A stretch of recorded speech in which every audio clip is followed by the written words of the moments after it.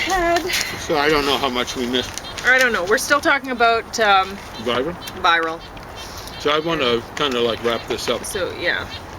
Well, you have a few other things I made note of because you wanted me to remind you of them. So I'll just tell you what they were and you can talk off whatever. So in the video they're saying that the 4 mutations of anti-Semitism, whatever, that in Europe it started in France after World War II, and they never mentioned how the left in France have been working with Muslims against Israel. It's true. And against Jews too. So apparently, we're going to have to check it. Not too far back, you had lefties, faux lefties. I call them Sputniks, fellow travelers. The Russians have kind of let them down, so now they're marching with Muslims. And I get this from a Sufi guy. Kind of knows Islam. So I said, will the Muslims ever see their way to unite with left-wingers and marching in one cause? No. And it was just like that. Yeah. As a Sufi, okay? Got that? Sufi. And he knows the religion pretty well. And he was being honest with me. A lot of Muslims won't necessarily be honest with you, just like a lot of Catholics won't. A lot of socialists won't. A lot of capitalists won't. Capitalists will give Madison Avenue. A lot of. Well, some people want to believe things. They're not necessarily being dishonest. They just there's that intellectual. There's right? Intellectual dishonesty. So he was being intellectually honest there, and he was being honest with me. No, it's just not going to work out. Their beliefs are incompatible with anything secular, anything like that. It's a Muslim hegemony over the whole world. That's what's aimed for in the Quran. You know, if you believe in that, that's good. I'm not going to pass a judgment on that, but any secularists who think that they can live in that kind of world is crazy. It's made perfectly clear, polytheists and deniers of God existence, that would be secularists. Not so much a polytheist, so some secularists flirt around it. They have no place in God's kingdom on this earth or on in the afterworld. So you can delude yourself into thinking otherwise. And you know, maybe I'm pointing out a clash of civilizations. I'm pointing it out. Don't shoot the messenger. Don't shoot the please. It's just the way it is. Now, they were talking about the beginnings of this, beginnings of that, the beginning for so many faux lefties, for Sputniks. They just don't do the homework. They don't care to. They think they can imagine things or dream. They're kind of like dreamers. They're looking around for fellow dreamers and stuff like that. One of their favorite words is imagine if. And I'm going, yeah, you know, like imagine if Bernie Sanders was electable. Imagine. It gets you into all sorts of trouble. You got to actually deal with reality every so occasionally.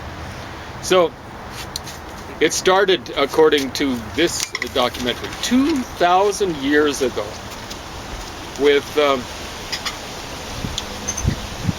the start of Christianity. That's when anti-Semitism started.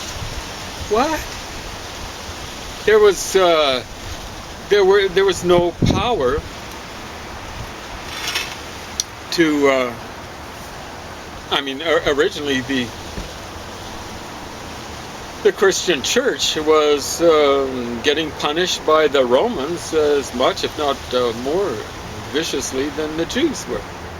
So there's a big Trajan's column, and I believe it's in Rome, celebrating the Roman sacking. I believe it's the Temple of Jerusalem. The Romans ethnically cleansed the Jews from the so-called Holy Land in 70 AD and something like 135 AD, and things like that. So they were, oh, here's Paris. They were punishing the Jews. And they weren't the first anti-Semites. The Christian church didn't come into power until after 300 AD. And yeah, they were anti-Semitic and stuff like that. They were anti-usury. And Jews have got this thing from the Catholic Church. It also comes from Islam. Islam is anti-usury, anti-charging interest and stuff like that. You don't want this? Do you want to eat that, girl? She'd rather lick the... She doesn't want to take it out of your hand. Oh. If you put this in a dish... Oh, I'll just put it on She's here. being very civilized. There we go, see? I See didn't how understand. civilized? This And is, that's not this just for James's camera. dog. Yeah, she's very loyal to me. And I think that's why we got her up in Grand Prairie then. Pauline had to work that summer when we got her, 2012. And we came down here to keep the I'll house just stick it there. in good order and stuff like that. And so I brought Paris down with me, and the other dogs that we had at that point in time. And Paris just thought this house was hers, so hers and mine. And she was older than the other two dogs. And I used to feed her peanut butter on the tips of my fingers and the tip of my thumbs. And she ate so much peanut butter she actually got fat. But that soon changed when Pauline got back and was feeding us decent food and stuff like that. I wasn't eating Not peanut butter. vanilla much, but- cupcakes. This is just a treat. Yeah, I understand. Yeah, we don't do this. Paris is a pretty good dog here, especially to me. She was 5 years old when we got her in early 2012, and it's been over 8 years since. So she's 13 years, almost 14 years, you know.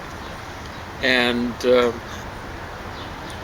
she still is pretty athletic and stuff like that. So when I've been gone for a while, I get back and come in the door, she dances around like a little pup.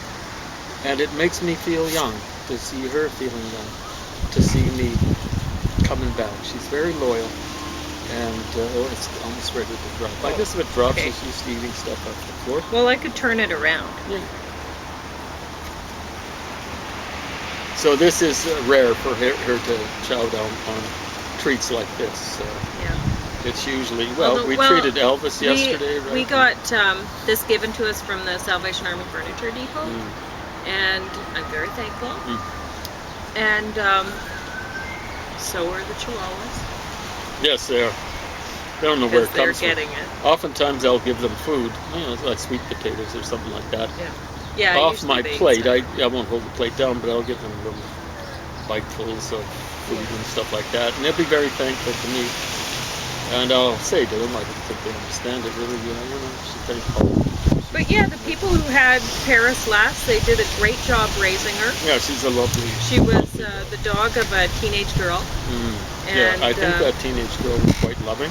Yes. I think they had She to get was a rid of very Paris good because they got a bigger, younger caregiver dog. for- Yeah, was they got kind of bullying Paris around. Exactly. Because So Paris they, had bite marks on her ears. Yeah. I mean, they weren't they weren't really bad or bad, anything, but they were doing the right yeah, thing. They weren't keeping they around to knew be they a couldn't keep both chew of them. toy for So, a bigger yeah. dog.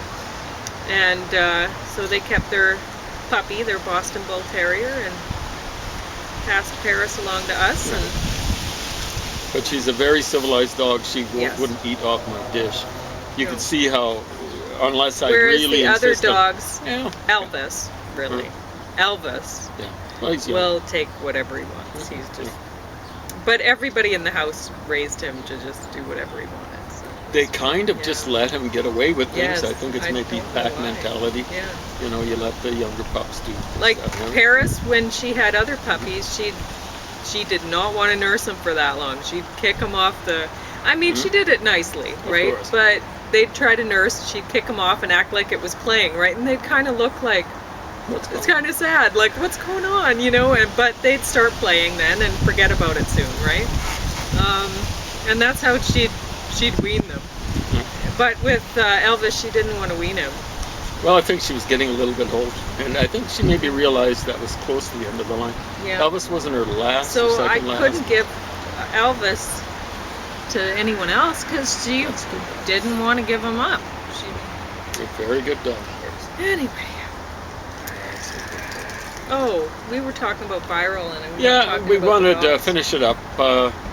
This is a lot more a nicer topic to talk about. I don't like talking politics. I can't stand it. I can't stand it. I have to because people just are blindly stumbling around in the dark. So in darkness of their own ignorance. And it's not just Donald Trump. Does his stuff smell good? No, I don't think you'd like it. not really. I don't Anyway. think you would. So anti-Semitism, you look at it, it started before the Romans. It was one ancient source said that Jerusalem was one of the two toughest places to conquer. It was set on not so much a hill, but kind of like a cliff edge. It was very hard to conquer, and the invading armies, the Assyrians hated the Babylonians and stuff like that. So they got rid of a substantial part of the Hebrews. The kingdom of Israel, a little bit split apart. They call it the 10 lost tribes. Might be more like the 8.5 lost tribes because the Levites weren't lost, not entirely. The Benjamites weren't lost, and the Jews weren't lost. So what's that, 2.5? And then 3.5, the people from the tribe of Simeon were kind of already kind of lost in the negative to the south of Judah. So I guess the 8.5 lost tribes. But they absolutely hated the Jews. When you look at the account in the Old Testament, we actually have a record of anti-Semitism, early form of it. It would be dated, if it were dated at all, by You don't like it, hey? archaeologists It's to not be good? roughly 1200 BC. It's the actual date for the end of the so-called sojourn in Egypt would be roughly 1850 BC, somewhere between 1900 and 1800 BC. There's archaeological context for it, not just in Egypt, but throughout the Middle East. It was a significant event, and the stuff is preserved in layers of, shall we call it, mud. It's in Mesopotamia. It's actually not just the Near East. You find it in South Asia, and so on and so forth. There's a context for it in Egyptian legend. There's a context for it in stuff preserved by a guy called Abraham Rockenbach. Some of that's found about 70 years ago. So and there's actually it's easy to find Joseph, for example, in the Egyptian records. You just look at it out of the archaeological context. He even preserves the name of what's called in the Egyptian context a Syrian god, or a Southwest Asian god, I am. His name's Imhotep. Hotep is satisfied, or Im is satisfied. And if you actually look at Elohim, you'll find out that that's the way the Mesopotamians, the Akkadians in particular, would have written Im. And it's the way they did. They say it's a determinative. They say generally determinatives aren't pronounced. Who says? They are. In some cases, they are. For example, Zuen, Enzu, Sin. They figure it's pronounced. It's just flipped over backwards. So yeah, Joseph is there. He was a vizier who took care of 7 years' famine. Except the only trouble is it's out of context for archaeologists because they've got the context wrong. And the context is the Old Kingdom. It's specifically speaking the beginning of the contemporary of King Joseph. It's the vizier of King Joseph, and there you have it. So there, and you'll say, hey, like the Egyptians never had state slavery. You sure you don't want it? Yes, they did. That's a lie. That's intellectual dishonesty. They did have state slavery, but basically only in the Old Kingdom. There's a study that I found at the university library. They weren't drawing the proper conclusions. There was state slavery in the Old Kingdom. Generally, before and after, the slavery tended to be household slave. But yeah, they had kind of like Corvée projects and stuff like that, the way it's portrayed in the Bible. It's the Old Kingdom. The archaeologists and the historians have got the context all schmozzled up. They've accepted the biblical chronology, the biblical numbers, and they've refused the story. Oh, that's interesting. If you were supposed to remember something out of the phone book, what would you remember? Would you remember the numbers, the names, or the little stories that you get about phone 911 and all this sort of stuff, what to do in an emergency? You're going to remember the story first, then the names, and then the numbers. You don't go around accepting numbers. They're going to get corrupted the most of anything passed down, on average, statistically speaking. But that's what the archaeologists and the historians say. Hey, we're going to accept the biblical chronology. We're going to accept the numbers. And we're going to reject the names. We're really smart. We're sitting up in our ivory towers. God. Oh, stupid idiots. thank you. Anyway, yeah, got us into trouble. The whole world into trouble with Donald Trump. Stupid idiots. But we'll talk about that later on. I think the light's off. So let's repair inside. I think Anniford will want that. She's maybe a little bit intimidated.